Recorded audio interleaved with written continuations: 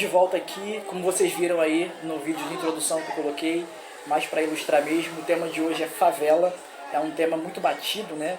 A gente está acostumado a ver na novela, em filme, mas sempre de forma não muito de acordo com a realidade. Para quem não sabe, eu sou Fernando, você está na Giro Carioca Tour, um guia turístico do Rio de Janeiro, e aqui você vai encontrar informações pertinentes a esse tema, tá bom? É um trabalho que já acontece desde 2013. Eu sou turismólogo, sou guia de turismo, e como o tema de hoje, né, pede, eu sou um morador de uma favela, então eu venho trazer aqui as minhas experiências pessoais e também dar uma noção histórica, né, desde o início ali do surgimento dessas áreas de favela aqui na cidade do Rio de Janeiro até chegar nos dias atuais, tá bom? Dando um pouco, misturando com umas questões da minha vivência mesmo, né, como morador. Enfim, coloquei nesse vídeo inicial aí de introdução para ilustrar aqui o vídeo, né, é uma imagem da favela da Rocinha, aqui no Rio de Janeiro, onde eu vivo, infelizmente, não porque eu quero, mas por uma necessidade. Como grande parte dos moradores de favela, a gente vive aqui porque a gente precisa. As cidades são absurdamente caras, então a gente fica impossibilitado de conseguir morar num lugar melhor, né? Num lugar minimamente digno, né? Enfim. Bem, as favelas, né, a gente pode falar que elas começaram ali no final do século XIX, início do século XX, na virada do século, né, XIX para o XX, voltando lá para aquele Rio de Janeiro da época, né? A gente tinha uma massa negra que tinha sido, botar entre aspas, né, liberta por conta da institucionalização do fim da escravidão, né? Mas a gente sabe que isso foi apenas uma mudança, né? A escravidão não acabou, ela continua hoje, só de maneira diferente, tá bom? E naquele momento não houve nenhuma reparação para esses negros que eram escravizados, né? Eles não foram inseridos na sociedade, não foi dada a eles oportunidade de moradia, não foi dada a eles oportunidade de estudo, de trabalho. Então, desde então, vivendo sempre à margem, né? Naquela época, o Rio de Janeiro era uma cidade com bastante problemas ligados, né, a saneamento básico. Ainda hoje a gente tem esse problema, então você imagina lá no início do século XX, né? E moradia, né? Eram cortiços, aquelas construções todas juntas, até meio que, talvez a gente possa colocar até meio similar às favelas, né?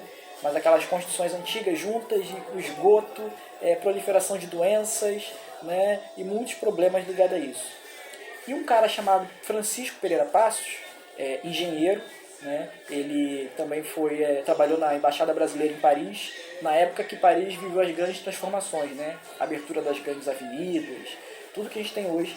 E ele trouxe essa ideia para cá, né? Ele fazia parte de um grupo de engenheiros que tinham grandes projetos, até interessantes, mas por um olhar não tão atento, né? Parecia até, né, um grande Marte, como ele é considerado por muitos por aí, né? Só que um olhar mais atento consegue perceber qual era a intenção de Pereira Passos, né? Apesar de ter vários projetos incríveis, tinha um túnel submarino ligando o Rio a Niterói, o Rio de Janeiro interligado através de teleférico por conta dos morros na época, né? Mas por trás de toda essa maquiagem tinha um cara que estava querendo construir uma cidade para ricos, né? Essa era a questão dele.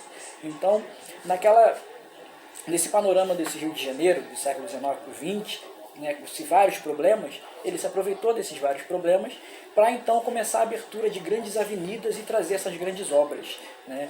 A obra símbolo de Pereira Passos, né, que é até conhecido como prefeito do Bota Abaixo, né, que ele saía derrubando tudo, as construções históricas, tudo que fazia parte da história da cidade do Rio de Janeiro, sendo derrubado sem o menor problema, sem o menor questionamento, né, parar de pensar se aquela construção de fato tem uma importância, se poderia ser revitalizada ou não. Apenas derruba e ponto, né? Então ele trouxe isso, e a Avenida Rio Branco, na época, a Avenida Central, foi o símbolo disso tudo. Nessa região onde fica a Avenida Rio Branco hoje, ali, você tinha milhares de moradores, né? Maior parte pobres, e ele derrubou essas casas e estimativas, né, que a gente nunca vai ter um número real, né, mas diziam que por volta de 20 mil pessoas viviam ali. Dessas 20 mil pessoas, 5 mil pessoas teriam sido realocadas numa região mais distante aqui do centro da cidade, e o restante ficou sem ter para onde ir. né? Então houve, obviamente, manifestações e tudo mais, porém esse ímpeto, né, de derrubar tudo seguiu em frente, né? E essas pessoas naquela época, sem ter para onde ir, precisando morar próximo ao centro para terem acesso ao mínimo, né, seja para trabalho, seja para o que for de estrutura de uma cidade, elas então buscaram refúgio nos morros, porque os morros na época desse início do século XX, né, eram praticamente desabitados. Tinha alguns deles com construções religiosas, mas todos ainda com uma mata virgem, né, não tinha uma construção tão densa, né, quanto a gente tem hoje. Então essas pessoas buscaram refúgio nesses morros, ali no entorno do centro da cidade, e assim se deu de uma forma bem contundente, né, essa presença, essa ocupação dessas pessoas, das classes pobres, nesses morros. Isso, ao longo do século XX, foi ainda mais fortalecido pela questão da vinda em massa de nordestinos para o Rio de Janeiro, que era então a capital do Brasil, né, e para a cidade de São Paulo também. Então, duas cidades que receberam muitos nordestinos fugindo ali da seca lá da região Nordeste, né, principalmente no interior, e das condições precárias, e buscando uma vida melhor aqui nas grandes capitais. E isso começou a aumentar a população dessas favelas, né, de maneira absurda. Em 1950, se você for buscar registro, você já tem favelas com milhares de moradores, Rocinha, Jacarezinho, né? Então é um problema que se deu, né? Naquela época, quando as pessoas foram buscar refúgio nesses lugares, qual era o pensamento do poderoso elitista? Né? Deixa que essa negrada se vire lá para cima do morro, não tem problema, né? Tá lá em cima do morro, não estando na cidade, tá bom. Né? Então essas favelas elas começaram a crescer, só de maneira desorganizada. Né? Não houve um planejamento, não houve uma presença pública ali, né, para dar acesso, para dar saúde, para dar, enfim, a infraestrutura mínima, né, para uma pessoa viver. Então elas foram crescendo de maneira completamente desordenada até chegar nos anos 50 e os problemas começarem a prejudicar não só a população dessas favelas, dessas comunidades locais ali, mas também de outros bairros da cidade, né? Tanto para a parte choveu e desmoronando tudo, a questão do lixo nas encostas, a questão da própria criminalidade se apropriando desses espaços, já que o poder público sempre se fez ausente, né? E esses espaços eles foram se proliferando, crescendo de maneira muito absurda, né? Então nos anos 60 começou uma moda de remoção, né? E só fazendo adendo aqui, que talvez eu esteja indo rápido demais, que estou preocupado com o tempo e também de quem está assistindo ficar meio cansativo, né? Que às vezes você falar de questões históricas pode ser um pouco cansativo, né? Para quem não está acostumado, assim, enfim.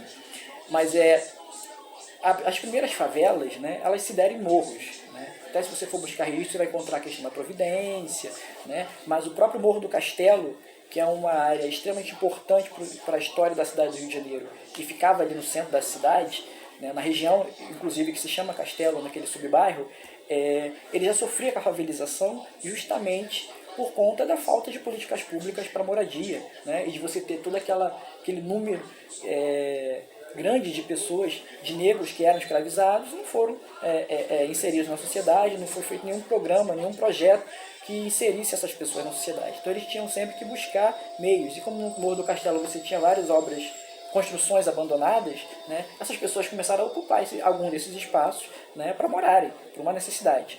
Né. E então você já tinha uma favelização que até se somou, né, a todo esse ímpeto de destruir tudo. Começou com Pereira Passos e nos anos decorrentes o Morro do Castelo foi completamente arrasado. Se usou isso, né, que era um morro favelizado, que estava tudo caído, que as obras, que não tinha mais jeito, né, mas você encontra inclusive em alguns livros, né, que na época tinham até outras pessoas profissionais, enfim, que falavam que tinha outra saída, né, você poderia construir túneis, enfim, tinham várias outras saídas, reformar, né, as construções antigas, mas que não foram ouvidos. Né? Tem até um perfil que eu sigo no Instagram que eu acho bem interessante, se chama Morro do Castelo. E ele sempre traz coisas bem interessantes do Morro do Castelo, seja através de imagens e trechos de alguns livros, né, que falam do Morro do Castelo, e é bem interessante. Então, assim, você vai ver muitas pessoas que moram em favela se referindo à favela como morro. Ah, lá no morro. Né? Mas nem toda favela é morro, e nem todo morro é favela. né? Você tem, por exemplo, no centro ainda hoje, o Morro da Conceição, que é um bairro, ele não é uma favela, né? Assim como você tem favela tipo Rio das Pedras, é uma favela, mas não é um morro, né? Então, assim, só para entender que às vezes você vai ver uma pessoa falando e você não vai entender muito bem, né? Então, algumas pessoas de algumas áreas de favela se referem a esse local como morro, mas não são todas as favelas que são morro, tá bom? Então, continuando. Ao longo do século XX, ali, nos anos 40, você teve essa intensificação da chegada desses nordestinos, né, fugindo lá da miséria da região Nordeste e buscando uma vida melhor na região Sudeste, e começou a ampliar o número dos moradores dessas áreas, né? As favelas começaram a crescer de maneira mais absurda ainda. Então, nos anos 60, começou uma remoção que eu vou colocar como cirúrgica. Por que cirúrgica? Porque era exatamente nas áreas onde havia um interesse de elitização, né? Então você teve remoção de favela na área da Lagoa, você teve remoção de favela no Maitá, você teve remoção de favela em Botafogo, né? Justamente nas áreas elitizadas, né? Que hoje você tem ali, por exemplo, no Maitá, onde era a favela Macedo Sobrinho, você tem uma rua e tem prédios, classe média, você tem no final da rua mansões, né?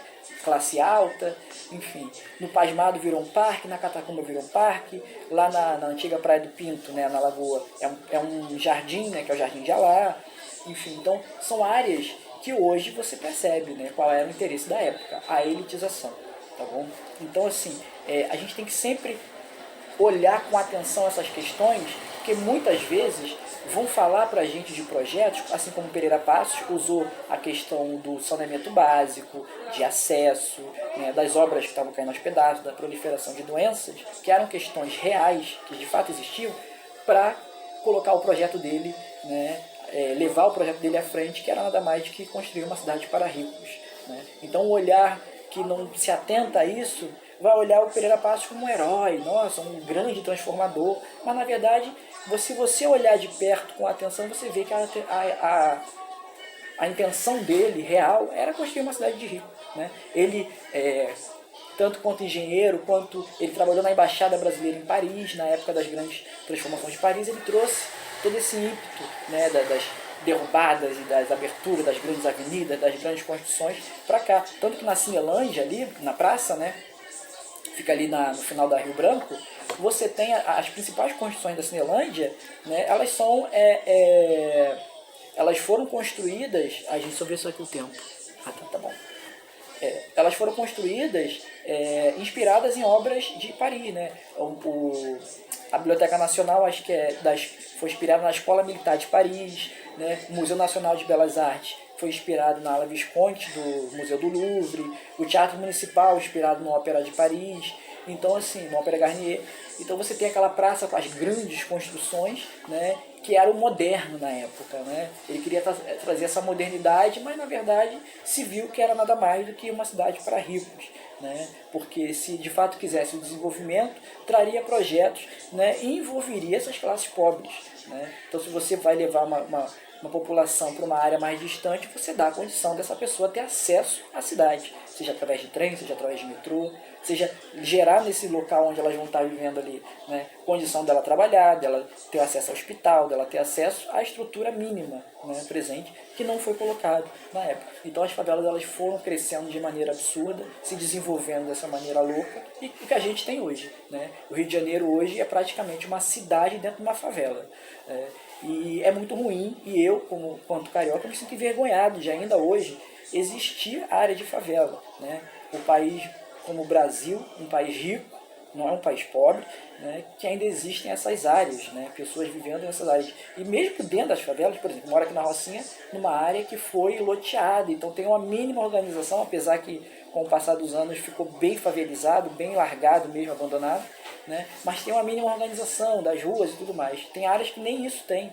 Tem área aqui na Rocinha que eu era criança, passava, tinha uma cachoeira de esgoto. Ainda hoje está do mesmo jeito. Né? Então eu fico pensando como é que a pessoa desce para trabalhar com uma cachoeira de esgoto e se chover, como é que faz?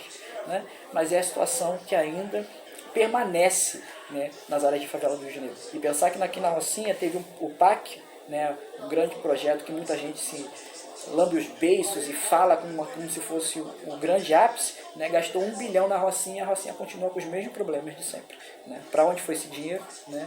Sabemos bem para onde foi.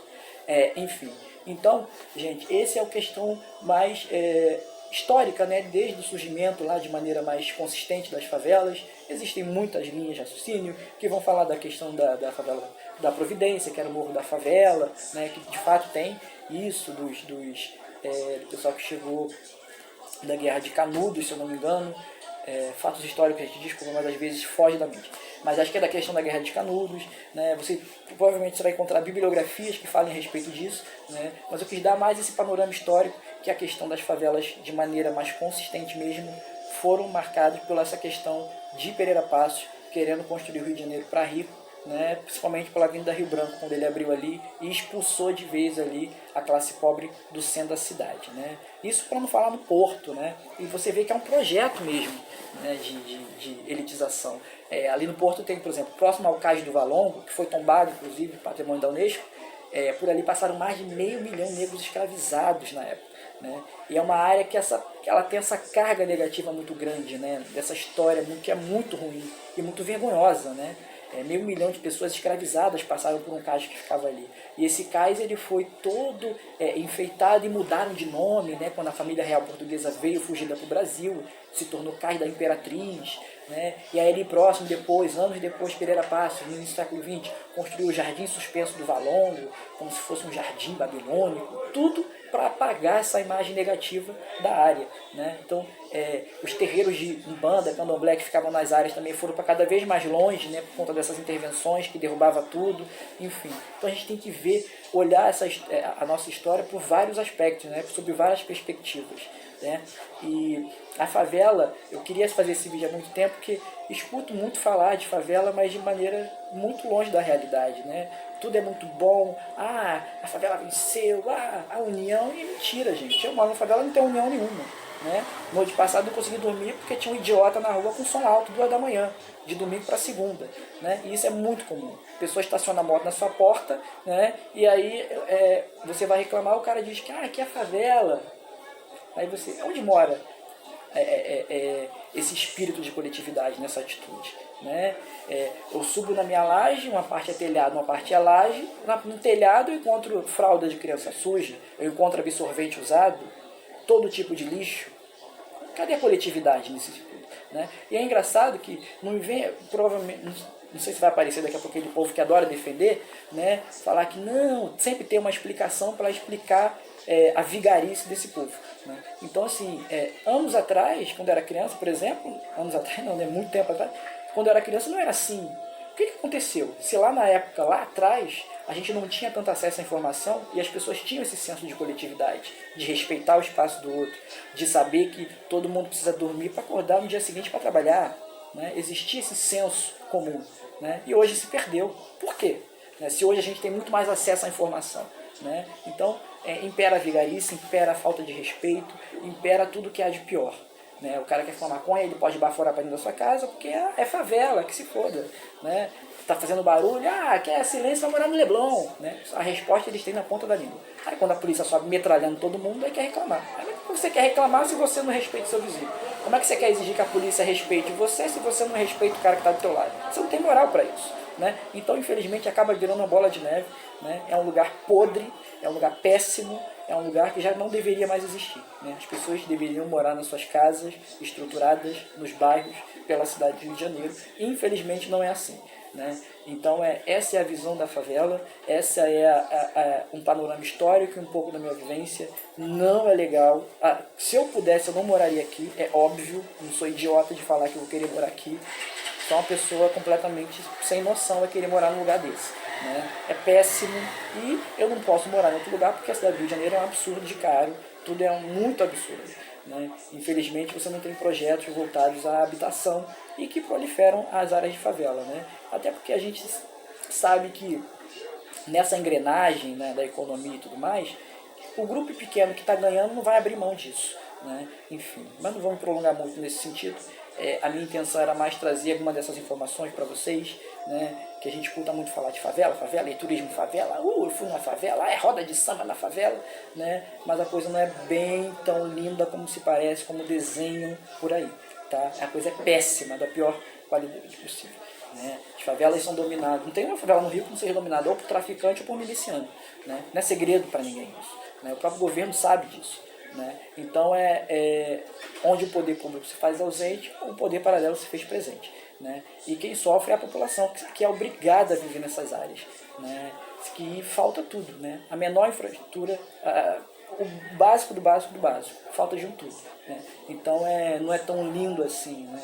Apesar do turismo na favela, apesar de todo mundo querer ir tirar uma selfie na favela, hoje no Instagram, tá, pá, a favela, a realidade é bem diferente para quem mora aqui, né? Se você não mora é muito fácil, né? Agora, quando você mora, você sabe exatamente de todas as dificuldades. Então, espero que esse vídeo possa te trazer reflexões, que você possa se questionar, que você possa, se você quiser ir atrás de mais histórias, mais bibliografias, provavelmente você vai encontrar por aí, tem muita coisa por aí, né? E pensar muito, né, sobre os vários aspectos e sempre ter isso em mente, né? Que muitas vezes vão estar te colocando um projeto ali na sua frente, mas a intenção é completamente diferente do que estão te apresentando. Então, muita atenção, muito cuidado, porque as raposas estão em todas as áreas, tá bom? Obrigado, gente, é mais um vídeo aí. Espero que vocês gostem.